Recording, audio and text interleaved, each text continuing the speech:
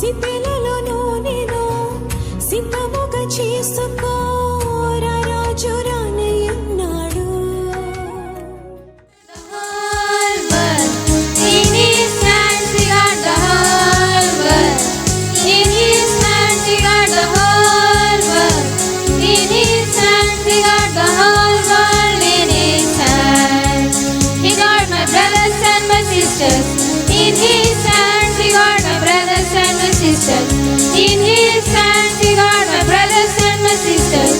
In his hands he got the whole world in his hands. He got the sun and the rain. In his hands he got the sun and the rain. In his hands he got the sun and the rain. In his hands he got the whole world in his hands. He got the rivers and the mountains. In his hands he got the rivers and the mountains. In his hands he got the rivers and the mountains. In his hands he got the whole world in his hands. He got everybody here. In his hands he got everybody there. In his hands he got everybody everywhere. In his hands he got the whole world in his hands. He got the whole world in his hands. He got the whole world in his hands. He got the whole world in his hands.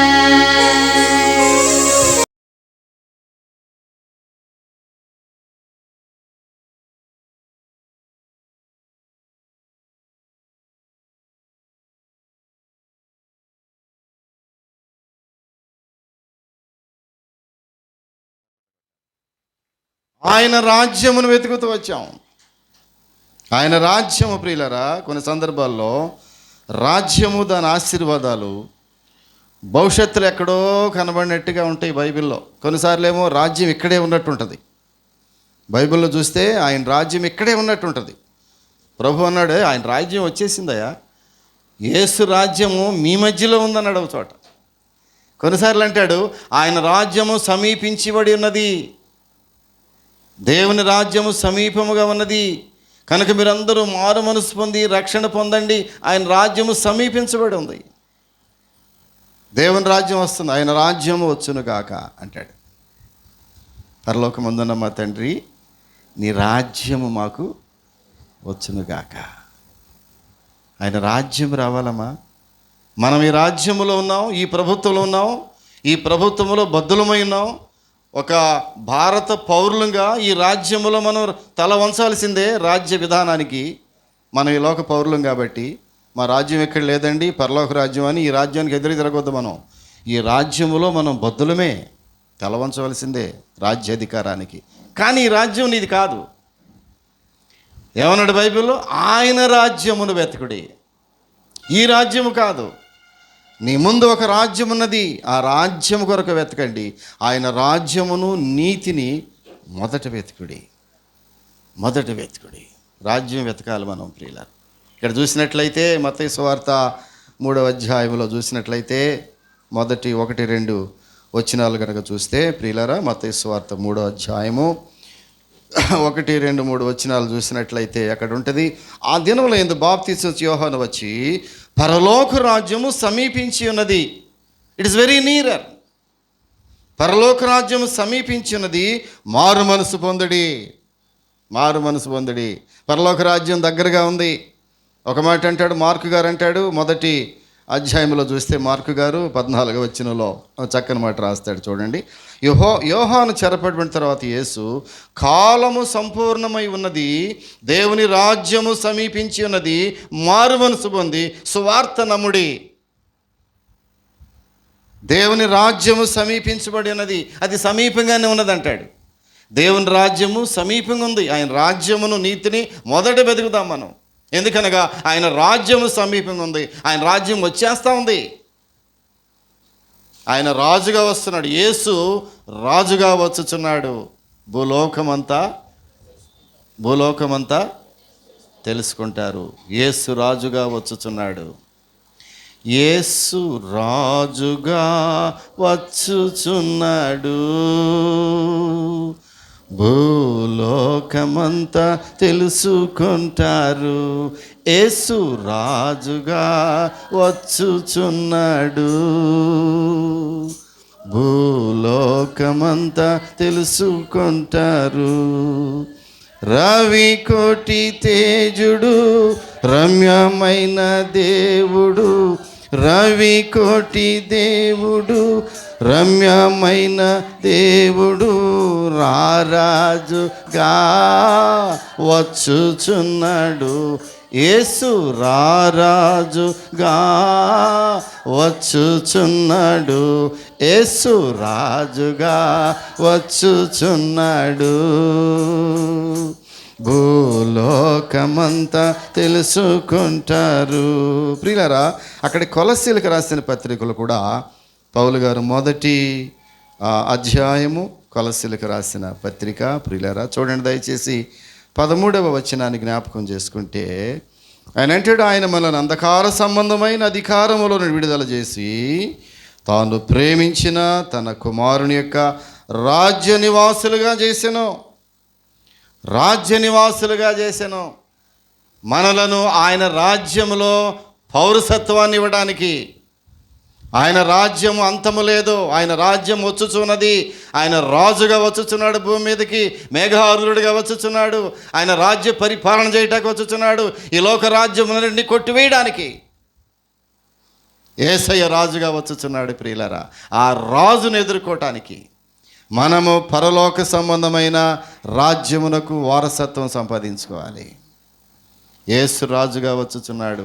ఆయన రాజ్యమును వెతుకుడి, ఆయన రాజ్యమును వెతుకుడి. ప్రియులరా, ఆ రాజ్యం ఎలాంటిదంటే మన మధ్యనే ఉందంటాడు. లోకాసు వార్తలో ఒక మాట చూస్తే ఆ రాజ్యం ఎక్కడో లేదమ్మా, ఇక్కడే ఉందంటాడు. చూడండి ఈ లోకాసు వార్తలో ప్రియులరా 11వ అధ్యాయము 20వ వచనం చూసినట్లయితే, లోకాసు వార్త 11:22 చూసినట్లయితే ప్రియులరా ఆయన అంటాడు చూడండి, ఆయన 20వ వచనం చూసినట్లయితే, దేవుని రాజ్యము మీ యొద్దకు వచ్చి ఉన్నది, అయితే నేను దేవుని వ్రేలతో దయ్యములు వెళ్ళగొడుచున్న ఎడల నిశ్చయముగా దేవుని రాజ్యము, సౌండ్ చేయబాకండి, దేవుని రాజ్యము మీ యొద్దకు వచ్చి ఉన్నది. దేవుని రాజ్యము మీ యొద్దకు వచ్చి ఉన్నది అని ఈ లోకాసు వార్తలో ఆయన మాట్లాడుతుంటాడు. ప్రియులారా, అయితే మత్తయి సువార్తలోనే 16వ అధ్యాయానికి వెళ్ళి చూసినట్లయితే, మత్తయి సువార్త 16వ అధ్యాయము 18-19 వచనాలు చూసినట్లయితే, మరియు నీవు పేతురువు, ఈ బండ మీద నా సంఘమును కట్టుదును, పాతాళ లోక ద్వారములు దాని ఎదుటి నిలవనేరవు. నేను నీతో చెప్పుచున్నాను, పరలోక రాజ్యము యొక్క తాళపు చెవులు నీకిచ్చెదను. పరలోక రాజ్యము, దేవుడు ఒక రాజ్యమును స్థాపించాడు నీ కొరకు, అదే పరలోక రాజ్యము అన్నాడు. ఇక్కడ పాట పాడే మనం, కన్నీరు లేదు కలతలు లేవు పరలోక రాజ్యములో. నీ కొరకు దేవుడు ఒక ఇల్లు కట్టించాడు. అక్కడ సహోదరుడా, నీ కొరకు దేవుడు ఒక ఇల్లు కట్టించాడు. దానిలో కన్నీరు లేదు కలతలు లేవు. జీవితకాలము సంతోషమే, ఆనందమే. ఆకలి లేదు, దప్పులు లేవు. అక్కడ కన్నీరు లేదు, కలతలు లేవు, రోగములు లేవు, కన్నీరు లేదు. ఎల్లప్పుడూ ఆనందమే, సంతోషమే. అదే పరలోక రాజ్యం. అది గొప్ప రాజ్యం ప్రియులారా. ఆ రాజ్యమును వెతకాలి నీవు. ఏమన్నాడు? ఆయన రాజ్యమును నీతిని మొదట వెతుకుము. ఏం వెతుకుతున్నావు ఈ రోజుల్లో నీవు? సహోదరుడా, సహోదరి, ఈ వాక్యం వింటున్నటువంటి నా ప్రియ దేవుని బిడ్డలారా, నీవేం వెతుకుతున్నావు? దేని కొరకు వెతుకుతున్నావు? ఇంతలో కనబడి అంతలో మాయమైపోయి క్షణభంగురమైన పాపమును, క్షణభంగురమైన ఆస్తిని, ఇంతలో అంతలో మాయమైపోయి ఆస్తిపాస్తులను. ఆస్తి అక్కరకు రాదు. ఒక సందర్భంలో ఆస్తి అక్కరకు రాదు, ఒక సందర్భంలో బంగారం అక్కరకు రాదు, ఒక సందర్భంలో నీ యొక్క కరెన్సీ అక్కరకు రాదు. అనుకుంటావే నేను కోటీశ్వరుడు, నేను ధనవంతుడను, ధన సమృద్ధి చేసుకున్నాను. అతను అంటున్నాడు, ఓ ఫూల్ అన్నాడు. అంతే. వెర్రివాడా, ఈ దినము నీ ప్రాణమును అడుగుచున్నాను, నీవు సంపాదించిన ఆస్తి ఎవరి వగును? బైబిల్ ఏమి తెలుసునా? ఒకటి సంపాదించుకోవటం ప్రయోజనం తెలిసినా, వాడు కంటితో చూచుకున్నట్టుకు తప్ప దేనికి ప్రయోజనము ₹1,00,00,000 బిల్డింగ్ కట్టుకుని ఏంటి ప్రయోజనం? కంటితో చూసుకుని నేను బ్రహ్మాండం కట్టానండి బిల్డింగు. నేను అప్పుడప్పుడు చూస్తూ ఉంటారే బిల్డింగ్ బ్రహ్మాండం కట్టుకున్నామే అనుకోండి. ఏ ప్రయోజనం ఏంటి? కంటితో చూడటం తప్ప. ప్రాణం పోతే ప్రయోజనం ఏమి? ఏం పట్టుకెళ్తావు ఆ బిల్డింగ్ అని నీవు? ఏం పట్టుకెళ్తావు బ్యాంక్ బ్యాలెన్స్లు నీవు? ఏం పట్టుకెళ్తావు నీకు కొన్న బంగారము? ఏం పట్టుకెళ్తావు నీకున్నటువంటి పేరు ప్రతిష్టలు? ఏం పట్టుకెళ్తావు నీకున్నటువంటి పదవి? ఏది నీ వెంట రాదు, ఏది నీ వెంట రాదు. ఈ ఫ్యాక్ట్ తెలిసి కూడా మానవుడు అతడు జారిపోతున్నాడు లోకంలో. తెలుసు ఈ విషయం మానవుడికి, తెలిసి కూడా ఏది నా వెంట రాదని మానవుడికి తెలిసి కూడా ఆయన రాజ్యమును వెతకలేకపోతున్నాడు. బైబిల్ అంటే ఆయన రాజ్యమును నీతిని మొదట వెతికయా, అప్పుడు అవన్నీ నీకు అనుగ్రహించబడును. ఏవి కోరుకుంటున్నావో, నీ మనసులో ఏమి ఆశలు ఉన్నాయో అవన్నీ కూడా దేవుడు అనుగ్రహించాలంటే మొట్టమొదటిగా నీవైన రాజ్యమును వెతకాలి. ఈ సీక్రెట్ తెలియాలి నీకు ఈ ఉదయకాల సమయంలో. ప్రభువా, ఇది నాకు తెలియలేదయ్యా, నీ రాజ్యమును వెతకాలని నాకు తెలియలేదు, నీ యొక్క నీతిని వెతకడం తెలియలేదు. ఎంతకాలము ఈ యవ్వనమంతా కూడా పాడు చేసుకుని లోకాన్ని వెతికాను నేను, యవ్వనమంతా పాడు చేసుకుని సినిమాలు వెతికాను నేను, యవ్వనమంతా పాడు చేసుకుని వ్యభిచారమును వెతికాను నేను, యవ్వనమంతా పాడు చేసుకుని సిగరెట్లకు ధూమపానమునకును మత్తు పదార్థాలకు వెతికాను ప్రభువా. నేను జీవితాన్ని పాడు చేసుకున్నాను నేను. బైబిల్ చెప్తా ఉంది, ఆయన రాజ్యమును మొదట వెతకవయా, అప్పుడు అవన్నీ నీకు వస్తాయి. తెలుసా ఈ సీక్రెట్ నీకు? ఈ సీక్రెట్ తెలియక ఇప్పటికే 60 సంవత్సరాలు లేదా 40 సంవత్సరాలు లేదా 30 సంవత్సరాలు వేస్ట్ చేసుకున్నావు నీవంతే. నీ జీవితమును, నీ యవ్వన దశను వృధా చేసుకున్నావు అంతే. కొంతమంది జీవితం వృధా చేసుకుని చివరికి గగ్గురుగా ఏడుస్తూ ఉంటారు, ప్రభువా నా యవ్వన కాలం అంతా వేస్ట్ అయిపోయిందయ్యా, నా యవ్వనమంతా రోడ్ల పాలైపోయింది, నా యవ్వన కాలం అంతా స్త్రీలమయం అయిపోయింది, నా యవ్వన కాలం అంతా పురుషులమయం అయిపోయింది, నా యొక్క శరీరమును, నా యొక్క పవిత్రతను రోడ్ల మీద పారవేసుకున్నాను నేను. ఎంతమంది యవ్వనమును రోడ్ల మీద పారవేసుకుంటున్నారు, ఎంతమంది వారి యవ్వన వర్చస్సుని పరాయి పురుషులకు, పరాయి స్త్రీలకు అమ్మివేసుకుంటున్నారు. జాగ్రత్త, ఆయన రాజ్యమును వెతకండి. జీవితాలు పాడైపోతున్నాయి, రోగగ్రస్తులు అయిపోతున్నారు. ఈ మధ్యకాలంలో ప్రపంచ దేశాల్లో ఎయిడ్స్ అనేటటువంటి ఆ యొక్క మహమ్మారితో ఎంతమంది యవనస్తులు మరణించి వేస్తున్నారు అంతే. డాక్టర్లకు అలివిగానటువంటి జబ్బులు, మందులు లేనటువంటి రోగములు, ప్రపంచ ఆరోగ్య సంస్థ కూడా అందనటువంటి భయంకరమైనటువంటి అంటువ్యాధులు ఎక్కడి నుంచి వస్తున్నాయి? పాపమే దానికి కారణం, పాపమే దానికి కారణం. బైబిల్ ఏం చెప్తా ఉంది? ఆయన రాజ్యమును మొదట వెతుకుతున్నావా? ఇప్పటికీ దేన్ని వెతుకుతున్నావో నాకు తెలియదు. ఇంత వయసు వచ్చినా కొంతమంది వయస్సు తారతమ్యం లేకుండా ఏదో వెతుకుతున్నారు. ఏం వెతుకుతున్నావు నీవంటే ఏమి చెప్పలేరు, ఏదో వెతుకుతున్నావు. రోకలు ఏముంటుందని మీరు దాహమును తీర్చలేనటువంటి వాటి కొరకు, నీ దాహమును తీర్చలేని వాటి కొరకు ఎందుకు ప్రయాసపడుతున్నారు? మీ దాహము తీరలేనటువంటి వాటి కొరకు, ఎండమావుల కొరకు పరుగులెత్తుతున్నారు మనుషులు, సినిమాల వైపు పరుగులెత్తుతున్నారు మనుషులు. అందులో ఏదో ఉందని, ఏదో జురుకు తాగుదామని ఆ సినిమాల వెంట పరిగెత్తుతున్నారు మనుషులు, ఆ సినిమా యాక్టర్ల వెంట, ఆ అశ్లీల దృశ్యాల వెంట పరిగెత్తుతున్నారు మనుషులు. ఏం వెతుకుతున్నావు నీవు? నీ బిడ్డలు ఏం వెతుకుతున్నారు? నీ ఎవరి బిడ్డలు ఏం వెతుకుతున్నారో తెలుసునా నీకు? తల్లిగా తండ్రిగా నీకు ఆయన రాజ్యమును నీతిని మొదట వెతుకుడి, ఇప్పుడు అవన్నీ మీకు అనుగ్రహించబడును. ప్రియులరా, దేవుని రాజ్యం అంటే ఏంటి తెలిసిన? అది మానవ హృదయాల్లో దేవుని ఏలుబడి. దేవుని రాజ్యం వెతకటం అంటే ఏంటి? ఆయన ఏలుబడిలోనికి రావటం. వన్స్ అగైన్, ఆయన రాజ్యమును వెతకటం అంటే ఏంటి? ఆయన అధికారము క్రిందకు రావటం. ఒక ప్రభుత్వం కింద ఉన్నామంటే అర్థం ఏంటి? ఆ ప్రభుత్వం యొక్క అధికారం క్రింద మనం బ్రతుకుతున్నాం. రాష్ట్ర ప్రభుత్వంలో ముఖ్యమంత్రి గారు ఉన్నారంటే ఆయనకి పరిపాలన కింద బ్రతుకుతున్నామంటే ఆయన అధికారం క్రింద మనం బ్రతుకుతున్నాం, అధికారములకు లోబడి బ్రతుకుతున్నాం. ఎవరైనా రాష్ట్ర ప్రభుత్వ అధికారమునకు తల వంచవలసిందే. నువ్వు పాస్టర్ గారు అయినా, నువ్వు పెద్ద పెద్ద నాయకుడు అయినా, ముఖ్యమంత్రి అయినా, ఎవరైనా రాజ్యాంగమునకు బద్ధుడు అయి బ్రతకాల్సిందే. అది రాజ్యం, అది అధికారం, అది రాజ్యం కింద బ్రతకాలి మనం. ఎందుకంటే మనం పౌరులం, దానిలో మేము పన్ను కట్టమంటే కుదరదు. ఈ లోకంలో ఈ రాష్ట్రంలో బ్రతుకుతున్నామంటే రాష్ట్ర ప్రభుత్వం విధించే పన్నులు కట్టాలి నువ్వు. దేవుడు అన్నాడు, కైసరుకును దేవునికి ఇచ్చేయండి అయ్యా, పన్నులు కట్టాలి. అది రాజ్యానికి మనం తల వంచాలి మనం. కానీ ఒక రాజ్యం ఉందే, ఆ రాజ్యం గురించి వెతకాలి మనం. ఆయన మేఘారూరుడిగా వచ్చుచున్నాడు. ఇదిగో ఆయన మేఘారూరుడిగా వచ్చుచున్నాడు, మేఘముల మీద వచ్చుచున్నాడు. ఆయన రాజ్యాధికారమును తెస్తున్నాడు. ఆయన రాజులకు రాజుగా రారాజుగా రాబోతున్నాడు. ఆయన కిరీటముతో రాబోతున్నాడు. వేవేల పరివారముతో రాబోతున్నాడు. వేవేల పరిశుద్ధుల సమూహంతో రాబోతున్నాడు. ఆయన వచ్చు సమయంలో ఆయన ఎదుర్కోవడానికి నీవు సిద్ధంగా ఉన్నావా? అదే రాజ్యం వెతకటం అంటే ప్రియులారా.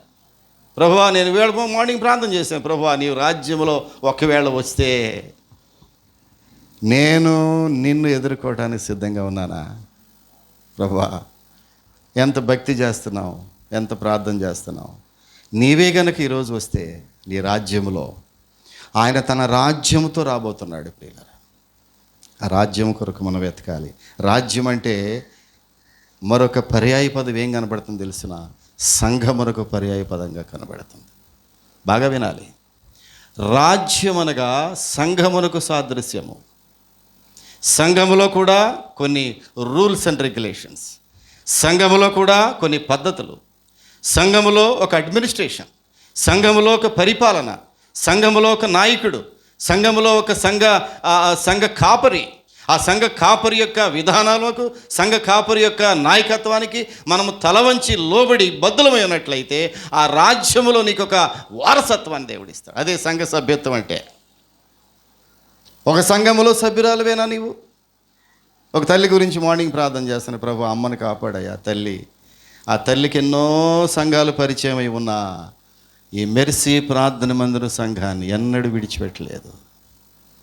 ఒక తల్లి కొరకు నేను ప్రార్థన చేస్తున్నా, మన సంఘానికి వచ్చే ఒక తల్లి కొరకు. ఆ తల్లికి ఈ మా జిల్లాలో ఎన్నో సంఘాలతో పరిచయాలు ఉన్నాయి, కానీ మెర్సీ ప్రార్థన మందిరం సంఘాన్ని ఎన్నడూ విడిచిపెట్టలేదు. కారణం ఏంటి తెలిసిన?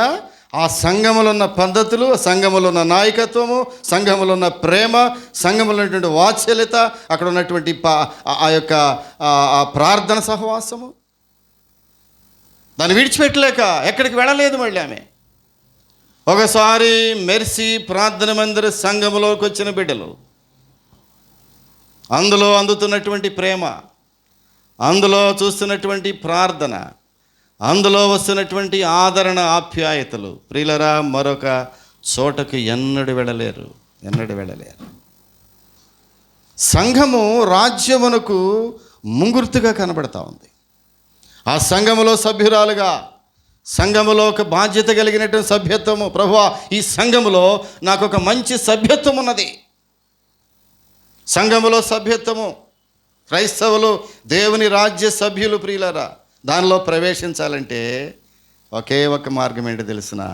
దానిలో ప్రవేశించడానికి యోహాను సువార్తలో 3వ అధ్యాయము చకచక తీసి చదువుదాం మనం. యోహాను సువార్త 3వ అధ్యాయము 5వ వచనం చూసినట్లయితే ప్రియులరా, యోహాను సువార్త 3:5లో ఒక మాట ఏముందంటే, ఒకడు నీటి మూలముగాను ఆత్మ మూలముగాను జన్మించితే కానీ దేవుని రాజ్యములో ప్రవేశించలేడు. నీటి మూలముగా, ఆత్మ మూలముగా ఒకడు మారు మనసు పొంది బాప్తీసు అనుభవం పొందితేనే దేవుని రాజ్యములో ప్రవేశము.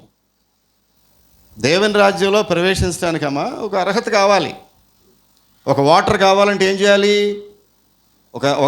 ఒక నాయకుడిని ఎన్నుకోవాలంటే ఏం కావాలి? రాజ్యంలో నీవు ఒక ఏమంటాం దాన్ని, పౌరసత్వం కావాలి, పౌరుడిగా ఉండాలి. ఆ పౌరసత్వంతో పాటు నువ్వు ఓటర్ అయి ఉండాలి. ఓటు హక్కు ఉండాలి నీకు. ఓటు హక్కు కావాలంటే నీకు ఒక ఓటర్ కార్డు ఉండాలి, నీకు ఒక నంబర్ కావాలి. ఓటర్ లిస్టులో నీకు ఒక నంబర్ ఉంటుంది.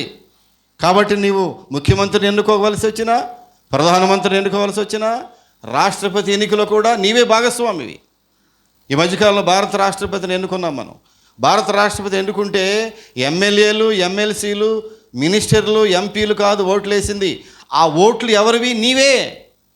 మనందరము కలిసి వచ్చినటువంటి ఆ ఎన్నుకున్నటువంటి ఎంపీలు, మినిస్టర్లు వాళ్ళే రాష్ట్రపతి గారిని ఎన్నుకున్నారు.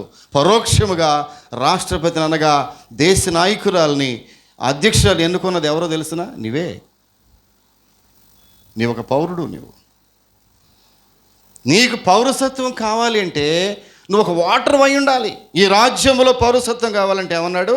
ఒకడు నీతి మూలముగాను ఆత్మ మూలముగాను జన్మించినట్లయితే దేవుని రాజ్యమునకు వారసుడు అవుతావు. ఈ రాజ్యము కావాలంటే నీకు మారు మనసు బాప్తీసం కావాలి. బాప్తీస అనుభవం లేకుండా దేవుని రాజ్యంలో ప్రవేశం లేదు. బైబిల్ పట్టుకొచ్చినంత మాత్రము చేత, చందాలు ఇచ్చినంత మాత్రము చేత, గుడులు కట్టించిన మాత్రము చేత, సంతర్పణ చేసినంత మాత్రము చేత, ఆదివారం భోజనాలు పెట్టించిన మాత్రము చేత, బియ్యం కట్టలు తీసుకొచ్చి వేసినంత మాత్రము చేత నీవు పరలోక రాజ్యంలో వారసత్వం రాదు. ఒకవేళ అలాంటి ఆలోచన మానేసేయి, అవి ఇవ్వటానికి మానేసేయి. ముందు నువ్వేం చేయాలంటే మారు మనసు పొందాలి. బాప్తీస అనుభవం కావాలి. నీవు తిరిగి జన్మించకపోయినట్లయితే ఎట్లా జన్మించాలి? నీటి ద్వారా, ఆత్మ ద్వారా తిరిగి జన్మించాలి. అందుకే మారు మనసు, బాప్తీసం ఈ రెండు ముఖ్యమైనవి. మారు మనసు ఎట్లా ముఖ్యమైంది? పశ్చాత్తాపము. ప్రభువా నేను పాపిని. ఈ రాజ్యమునకు నీ వారసత్వం కావాలంటే నీకు ఓటర్ లిస్టు, ఓటర్ కార్డు ఎంత అవసరమో బాప్తీసం అంతే అవసరం. దేవుని రాజ్యానికి, దేవుని రాజ్యం కావాలంటే ప్రియులారా, ప్రవేశించాలంటే కొన్ని త్యాగాలు చేయాలి. దేవుని రాజ్యంలో ప్రవేశించడానికి ఏమన్నాడు తెలిసిన ఒక ఆయన? మార్కు సువార్త 9వ అధ్యాయము, త్వరగా తీసి చదవాలి. మార్కు సువార్త 9వ అధ్యాయము 47వ వచనం చూసినట్లయితే, చదవండి ఒకసారి. మార్కు సువార్త 9వ అధ్యాయము 47వ వచనము. నీ కన్ను నిన్ను అభ్యంతరపరిచిన యెడల దాని తీసి పారవేయము. రెండు కన్నులు కలిగి నరకములో పడవేయటం కంటే ఒంటి కన్ను గలవాడవై దేవుని రాజ్యములో ప్రవేశించటం మేలు. దేవుని రాజ్యములో ప్రవేశించాలంటే సహోదరుడా, ఏది ఈ లోకములో నీకు అభ్యంతరముగా ఉన్నదో, నీ జీవితంలో ఏది అభ్యంతరకరముగా ఉన్నదో దానిని తీసి పారవేసే వరకు ఆయన రాజ్యంలో నీకు ప్రవేశం లేదు. ఏమన్నాడు బైబిల్లో? నీ కన్ను అభ్యంతరంగా ఉంటే దాన్ని పీకేయి. కన్నును పీకేయమ్మా. 2 కళ్ళు అక్కర్లే మనిషికి, ఒక కన్ను చాలు. 2 కళ్ళు ఉండి నరకంలో కాలిపోవటం కంటే ఒక్క కన్నే పెట్టుకుని, ఒక కన్ను తీసేయమని దేవుని ఉద్దేశం కాదు, కానీ 2 కళ్ళు ఉండి నరకంలోకి వెళ్ళటం కంటే అమ్మా, ఆ అభ్యంతరంగా ఉండే కన్ను ఏదుందో నీ మాట ఇంట్లో కన్ను, కొన్నిసార్లు కళ్ళు మాట వినవు. హలో, కొన్నిసార్లు కళ్ళు మాట వింటున్నాయా ఎవరికన్నా? ఈ కుర్రాళ్ళకి, ఆడపిల్లలకి కళ్ళు జాగ్రత్త. ఆడపిల్లలు కళ్ళు మాట వినవు కొన్నిసార్లు. ఏం చేయాలంటే పీకి పడేయండి. ఇంటికి వెళ్ళి మొదలెడతారు వీళ్ళు చాకది పట్టుకుని. కొన్నిసార్లు ఆడపిల్లలు కళ్ళు మాటేనో, జాగ్రత్తగా ఉండాలి. Be care about it. ప్రార్థన చేయండి. ప్రభువా నా కళ్ళు ముట్టండి అయ్యా, నా కన్నులను తాకండి. నాయనగారు ప్రార్థన చేశాడు, అమ్మ ప్రార్థన చేసేది. మీరు ప్రార్థన చేస్తే, ప్రభువా ఈ యవనస్తుడి కళ్ళు ముట్టండి అయ్యా, ఈ ఆడపిల్లల కళ్ళు ముట్టండి ప్రభువా, ఈ కన్నులను తాకండి అయ్యా మీరు. జాగ్రత్త. ఈ కన్నులు ఎంత భయంకరమైనవి అంటే మన కంట్రోల్లో ఉండవు. కొన్నిసార్లు ఎక్కడికో తీసుకెళ్ళిపోతాయి. కుర్రాళ్ళైనా వృద్ధులు కూడా కళ్ళు పాడైపోతున్నాయి. అంతే. నీ కన్ను అభ్యంతరపరిచిన యెడల ఆ కన్ను పెరిగి పారవేయి. 2 కళ్ళు ఉండి నరకంలోకి వెళ్ళటం కంటే ఒక్క కంటితో పరలోక రాజ్యమునకు చేరటం మంచిది. కొన్నిసార్లు ప్రియులరా, ఈ రాజ్యములోకి వెళ్ళాలంటే కొన్నిసార్లు త్యాగం చేయాలి. ప్రియులరా, దేవుని రాజ్యమునగా ఆయన అధికారమునకు ఒప్పుకోవాలి.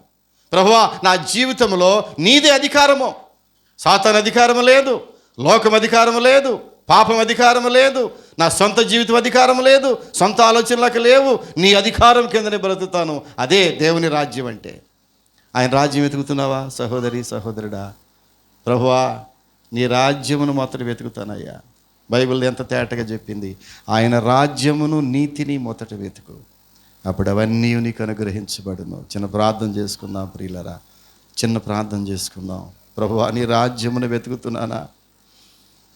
నీ రాజ్యమునకు అంతము లేదయ్యా. నీ రాజ్యము నిలిచి ఉంటుంది. నీ రాజ్యం ఇదిగో రాబోతున్నది. మేఘారుడిగా రాబోతున్నావు. నీ పరలోకాన్ని విడిచిపెట్టి మేఘాల మీద వచ్చుచున్నావు. సింహాసనాసీనుడిగా ఉన్న నీవు మేఘముల మీద నీ పరివారముతో, దూతల శబ్దముతో, దూతల గణముతో, బూరల శబ్దముతో నీ వచ్చుచున్నావు ప్రభువా, నీ వచ్చుచున్నావు. అదిగో నీవు త్వరగా వచ్చుచున్నావు. నీ రాజ్యము త్వరగా వచ్చుచున్నది. నేను ఇంతకాలము లోకమును వెతికాను, పాపమును వెతికాను, ఈ జీవితమును వెతికాను, జీవితంలో ఉన్నటువంటి ఆహ్లాదమును వెతికాను, లగ్జరీని వెతికాను, ఈ లోక మర్యాదలు వెతికాను, ఈ లోక పొగడ్తలు వెతికాను, కానీ ఏది కూడా నా దగ్గర లేదు ప్రభువా. నీ రాజ్యము అంతము లేనిది, నీ రాజ్యము నిత్యము నిలిచేది, నీ రాజ్యమునకు అంతము లేదయా. నీ రాజ్యము శాశ్వత రాజ్యము. ఆ రాజ్యము కొరకు నేను ఎదురు చూస్తున్నాను ప్రభువా. ఆ రాజ్యములకు రావాలంటే మారు మనసు బాప్తిసం తప్ప వేరే మార్గము లేదు. దొంగలకు, లోబులకు నీ రాజ్యములో స్థానము లేదు. వ్యభిచారులకు నీ రాజ్యములో స్థానము లేదు.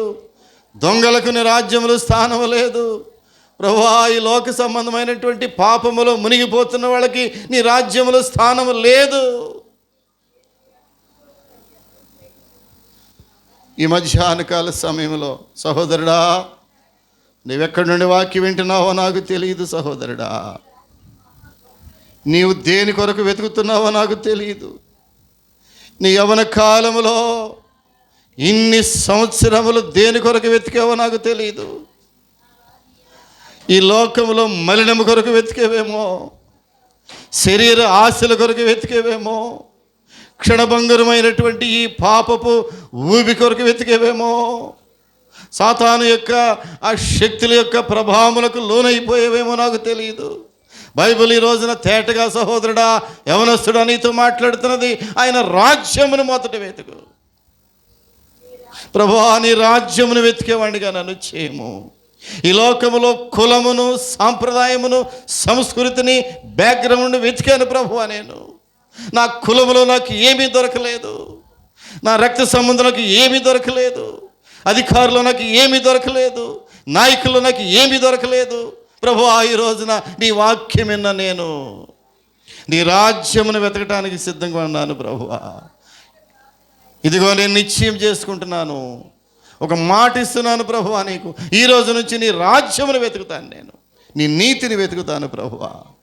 నాకు కావలసినవన్నీ నీ దగ్గర ఉన్నాయ్యా. ఆయన రాజ్యమును ఎవరైతే వెతుకుతారో ప్రభువా అవన్నీ నీవు అనుగ్రహించబడతాయి అని వాగ్దానం చేశావు. ఈ వాక్యమునకు ముద్ర వేయండి. ఎవరైతే ఈ వాక్యం విని ప్రభువా నిన్ను ఇక్కడి నుంచి వెతుకుతాను నేను అని తీర్మానం చేసుకుంటున్నారో ప్రభువా, వారితో మీరు మాట్లాడండి. వారి కొరకు ప్రత్యేకంగానే ప్రార్థన చేస్తున్నారు ప్రభువా. బాప్తీసాని కొరకై, మారు మనసు కొరకై, పాప పశ్చాత్తాపం కొరకై ఎవరైతే ప్రభువా ప్రయత్నం చేస్తున్నారో, వారి ప్రార్థనలో పశ్చాత్తాపడుతున్నారో, వారి పాపములు ఒప్పుకుంటున్నారో, ఇంతకాలము నేను దేన్ని వెతికానో, ఈ వ్యర్థత్వాన్ని, లోకమును, ఈ లోక సంబంధమైన ఆశలను వెతికానో, వాటన్నిటిని ఆపివేసి ప్రభువా ఈ రోజు నుంచి నీ రాజ్యమును వెతుకుతున్నాను నేను.